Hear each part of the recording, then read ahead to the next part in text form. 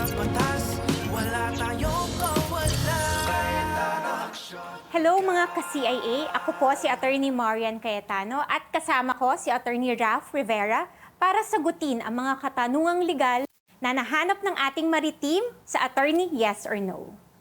Attorney, so yung friend ko po kasi recently nagbukas siya ng business niya. And gusto niya po syempre mabantayan yung mga empleyado niya para naman po makasigurado siya na hindi siya kukupitan ng mga ito, no? So legal po ba na maglagay po sila ng CCTV sa opisina nang hindi ipinapaalam sa mga empleyado? Yes or no? Kung ikaw ang isang empleyado at ang employer mo, for example, ay hindi pinaalam sa'yo na may CCTV silang ikinabit, anong mararamdaman mo? Parang feeling ko na-invade yung privacy ko. Yes, tama. So actually, pwede kasi siyang maging violation talaga ng Data Privacy Act. So, ang importante dito is kailangan ipaalam ng employer na may ikakabit siyang CCTV doon sa kanyang business at pwede din siyang maglagay ng parang notification, no? Pwede kasing sabihin natin na this establishment is equipped by CCTV kasi importante talaga na nanonotify yung mga tao. Kasi yung CCTV kasi nag-gather to ng personal data. So, importante na alam mo na may CCTV at hindi makaka-violate ng privacy rights.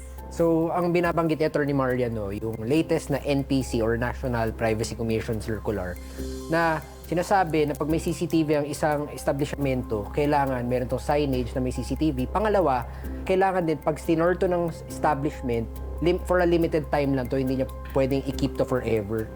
Tapos kung sakaling kailangan to gamitin, kailangan hingin doon to sa may-ari at hindi siya basta-basta ipopost. So madagdag ko lang, no, kailangan kasi, dahil sa usapang consent, pag kumuha ka ng footage, kailangan may reasonable purpose ka. So kagaya dun sa tanong, ang purpose niya kasi is protektahan yung negosyo niya against sa pagnanakaw, sa pagbabastos ng premises, ng kapital niya.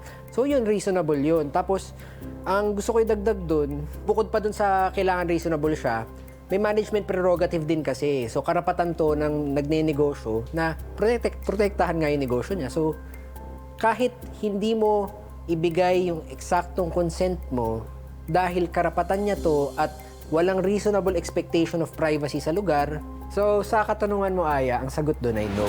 Okay po. Thank you po, Attorney.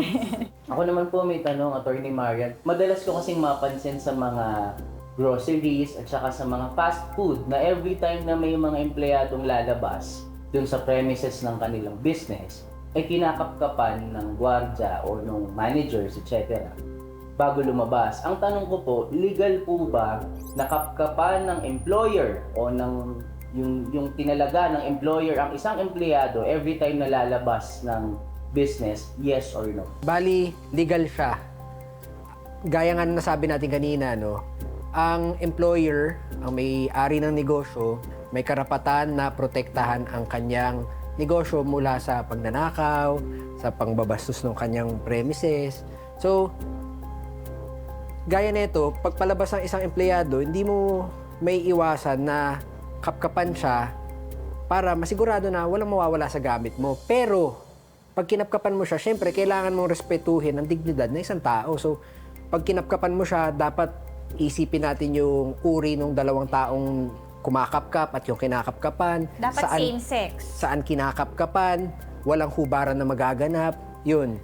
Para masagot yung tanong mo, yes, legal yung pagkapkap ng isang empleyado. Salamat. Thank you po. Thank you. Thank you po, Attorney. Ang mga pinagdaanan natin sa 2025 ay hindi natin kakalimutan dahil babaunin natin ang mga aral nito sa pagpasok ng 2026. Hawak kamay pa rin tayo sa pagsagot sa mga katanungang legal at paggamit ng batas para mas mailaban ang ating mga karapatan. Mula sa Cayetano in Action with Boy Abunda, isang manigong at masaganang bagong taon, Pilipinas.